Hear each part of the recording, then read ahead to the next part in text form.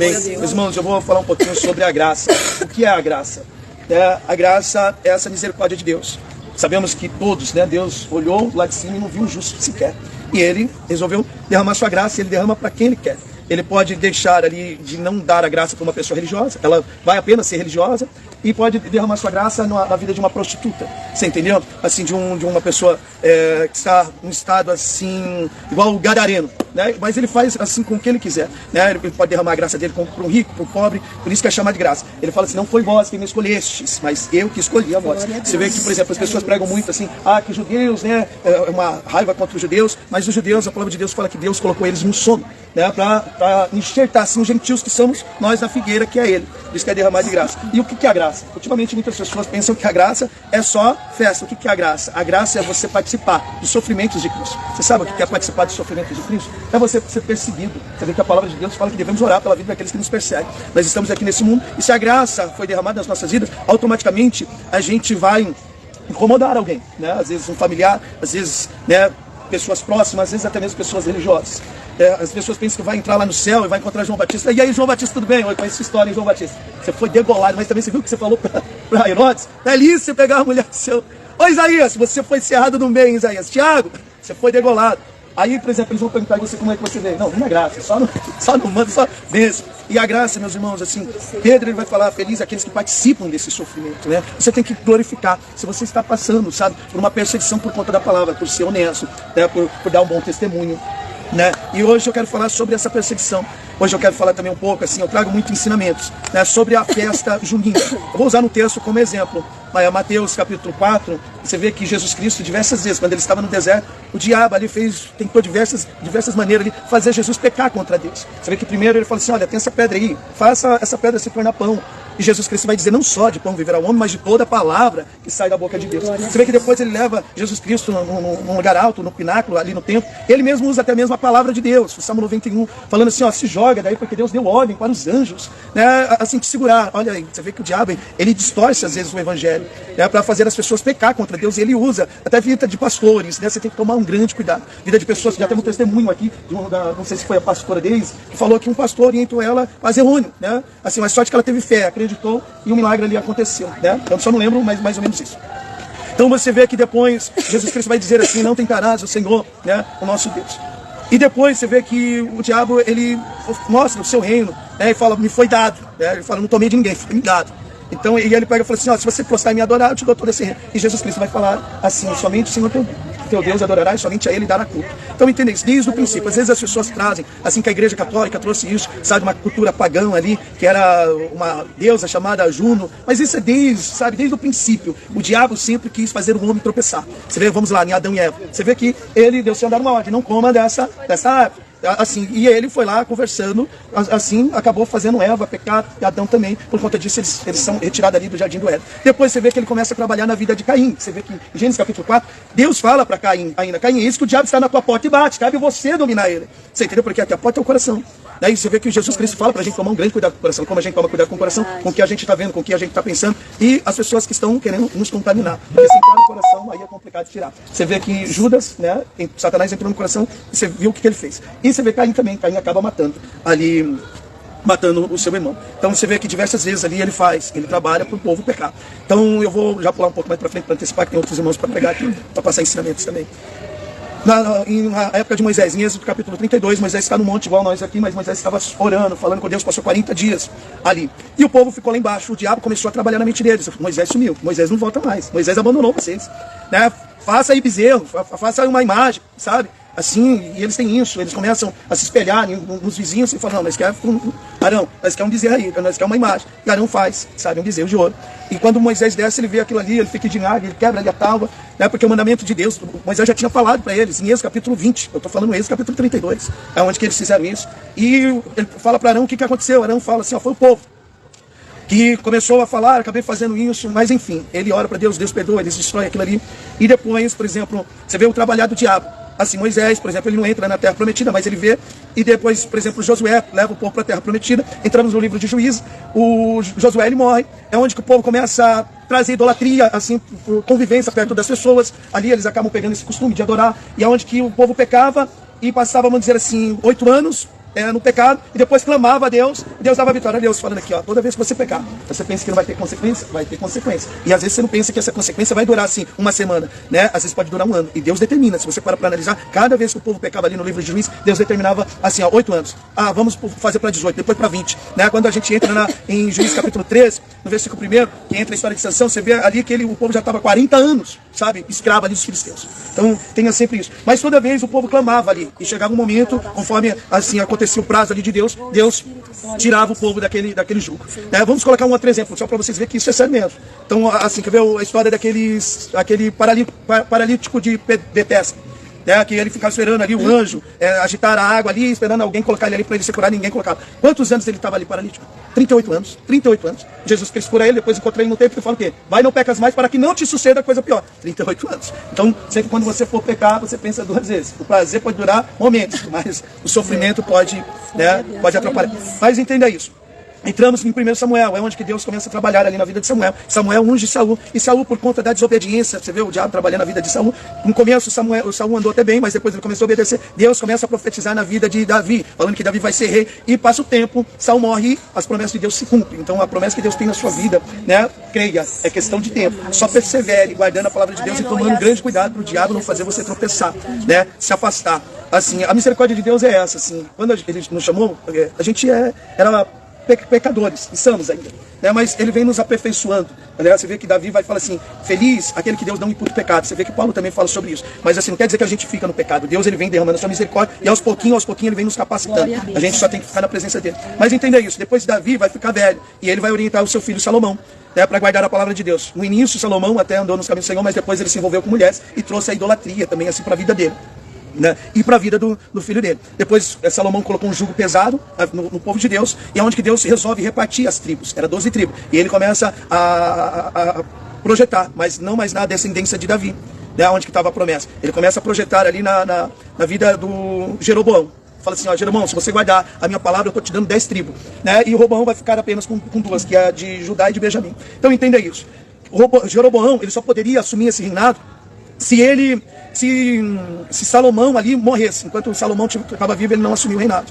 Mas assim, Salomão começou a perseguir ele vai para o Egito. E quando Salomão morre e Roboão, que é filho de Salomão, reina, ele volta e vai conversar com Roboão. Roboão, tira esse peso, né, do povo de Deus. E Roboão, ele vai se aconselhar com os conselhos do pai dele. Os conselheiros falam para ele fazer, né, o que o Jeroboão está falando, tirar esse peso, que o povo iria servir ele. Mas ele vai nas amizades dele de infância e começa a falar com os amiguinhos, olha, o que eu devo fazer? E eles falam assim, faça o pior que seu pai colocou um peso neles, coloca um peso maior ainda. E assim ele faz. E assim acontece o primeiro impeachment, vamos dizer assim. Que o povo se lembra, nós não estamos na descendência de Davi, a promessa não está na vida de Davi, mas sim através de Josué. Então assim, vamos escolher outro rei. E é onde que a promessa de Deus se cumpre. As 10 tribos vai para Jeroboão, eles escolhem Jeroboão ali como rei. E Roboão, filho de Salomão, fica com apenas 2 tribos. Esse rei Jeroboão, quando ele começa a reinar, Deus ele fez uma promessa que ele estaria com ele, mas o medo, isso acontece nas igrejas hoje, né? O medo de perder membro, assim, eles começam a procurar atalho e se trazer coisas do mundo para dentro da igreja. Você vê que hoje em dia, por exemplo, eu vim do mundo, né? Um show que eu estava no mundo, eu não vejo diferença num show dentro da igreja, né? Você vê que, por exemplo, no mundo eles apagam as luzes, pegam o celular, acende aí,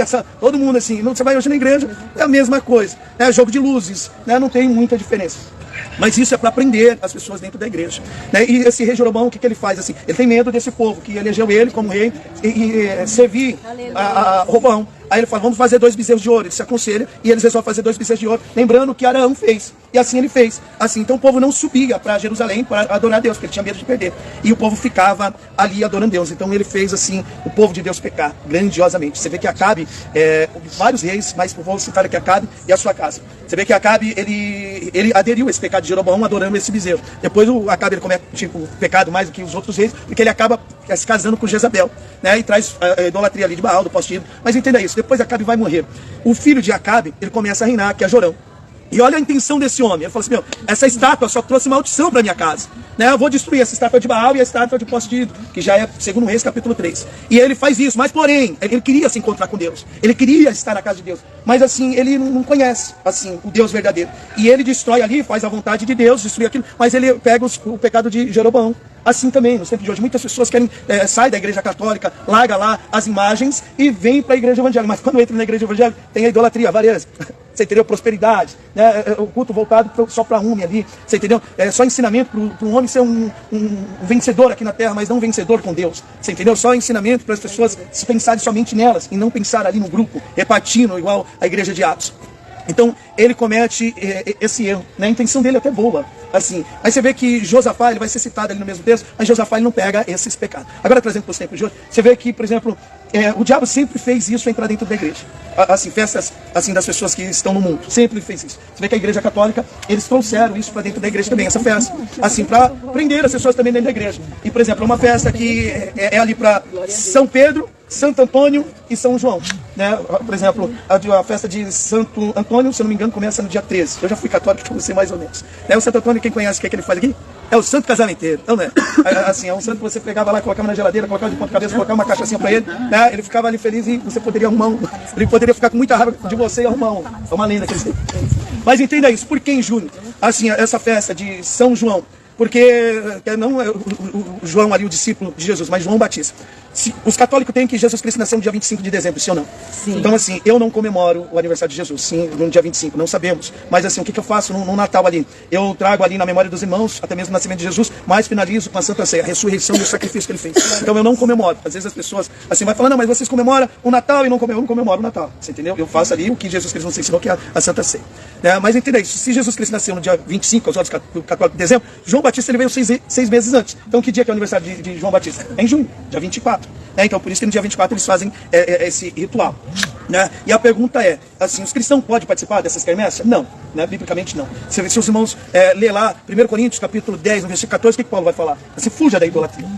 Depois ele vai continuar falando que tem a ver as coisas santas com as coisas do mundo. Não tem nada a ver, você entendeu? Então ele fala, você não pode comer o cálice do Senhor, né? Ficar participando ali da mesa do Senhor e na mesa dos demônios também, porque aquilo ali é algo feito ali para demônios, você entendeu? Isso no mundo espiritual, só para os irmãos ver, igual citei de Gênesis ali, né? Êxodo, o que o diabo fez ali, eram essas festas também, que tinha comida, festa, diversão, mas eles estavam adorando ali demônios. E, por exemplo, sabemos que adorar a imagem ali é pecado, e Deus ele não se agrada, ele continua sendo o mesmo ontem, hoje será eternamente. Então, aleluia. Assim, o cristão ele não pode estar participando mesmo. Assim, e se alguém me convidar ali e eu ir para levar a palavra, glória a Deus, se você tiver essa coragem mesmo, e Deus te der sabedoria, você pode ir, assim, chegar lá nas pessoas e falar assim, olha, para essa fogueira aí, você entendeu? Tira essa imagem aqui, tira esse negócio. Você faz igual a Elias, se você for igual a Elias, né, não vai chover, né? Aí tudo bem, mas se você não tiver essa coragem, fica na sua casa, que é pecado mesmo. Agora, por exemplo, entenda isso, se for uma festa que não é religiosa, um cristão ele pode ir, assim, porque nesse meio tem muitas pessoas que fazem, mas não é religioso. Assim, um cristão pode ir, entenda isso tem uma simbologia que do diabo, por mais que uma pessoa não faça nada para santo, ela está colaborando ali para as coisas que é do festa dos pagãos. Então ela só está trazendo para dentro da sua casa também as coisas pagãs. Né? Então entenda isso, assim, o cristão pode ir. A palavra de Deus fala assim pra gente não se assentar na roda dos escarnecedores. O que é se assentar? É participar ali daquelas ações. É igual eu falo assim, um cristão ele pode ir num casamento de um familiar que é incrédulo? Claro que pode, sim ou não? Né? Mas assim, um cristão ele só não pode se assentar. O que é assentar? Beber ali, né? Ficar dançando as músicas mundanas, assim, dando naquele ambiente. O que o cristão pode fazer? Sentar e fazer as pessoas se assentar com ele, trazendo as pessoas para o papo dele. Eu tenho muito isso, de frente da casa da minha mãe tem um bar. Às vezes eu desço lá naquele boteco lá, e aí rapaziada, todo mundo lá no seu. E aí rapaziada, posso fazer uma célula aí na sua casa?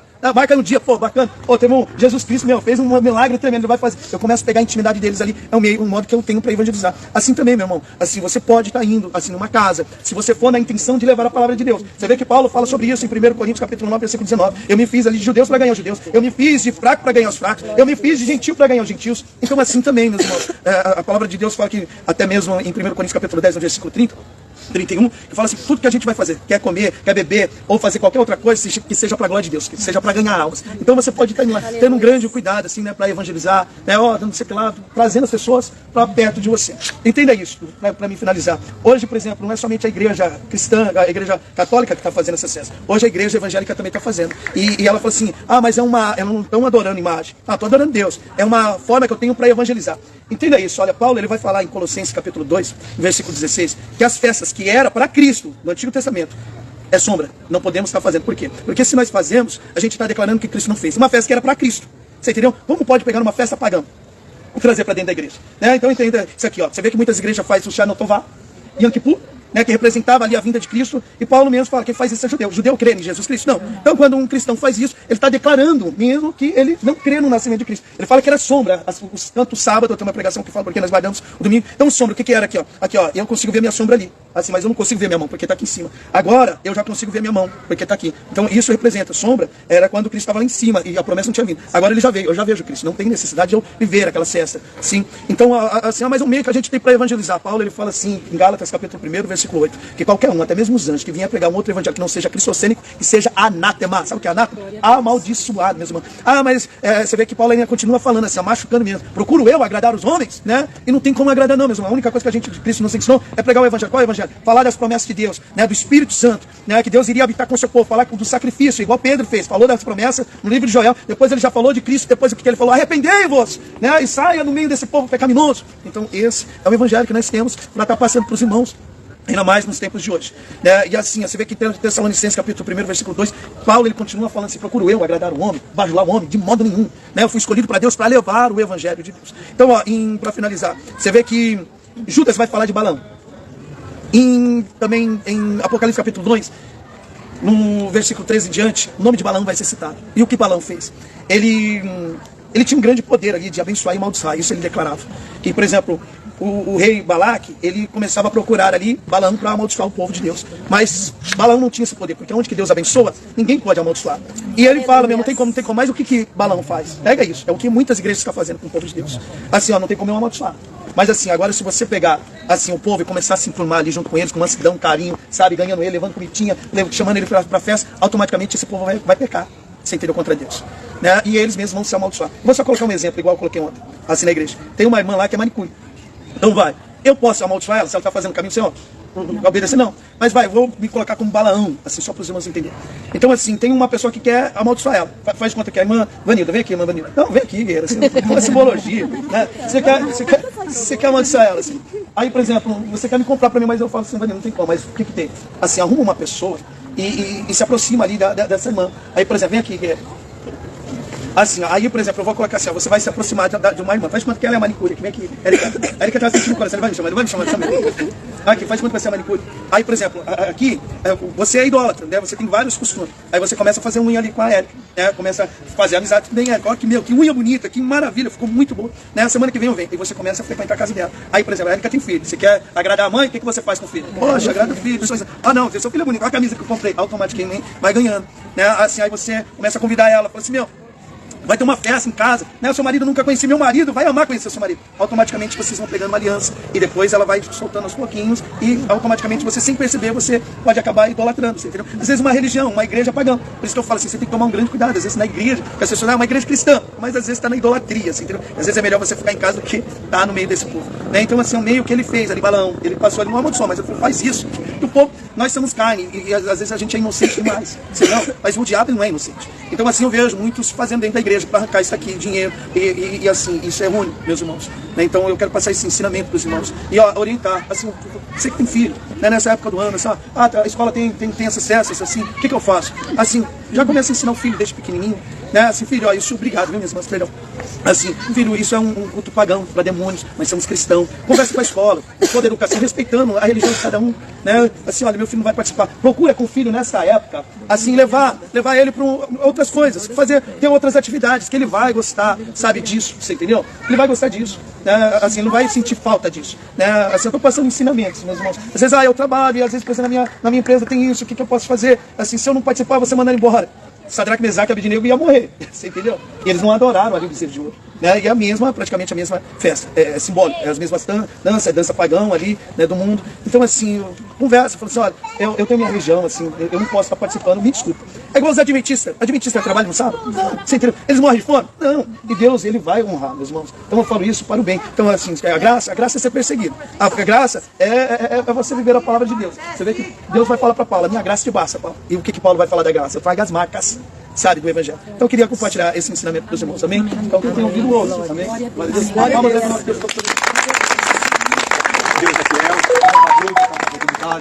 pastor Manuel já também.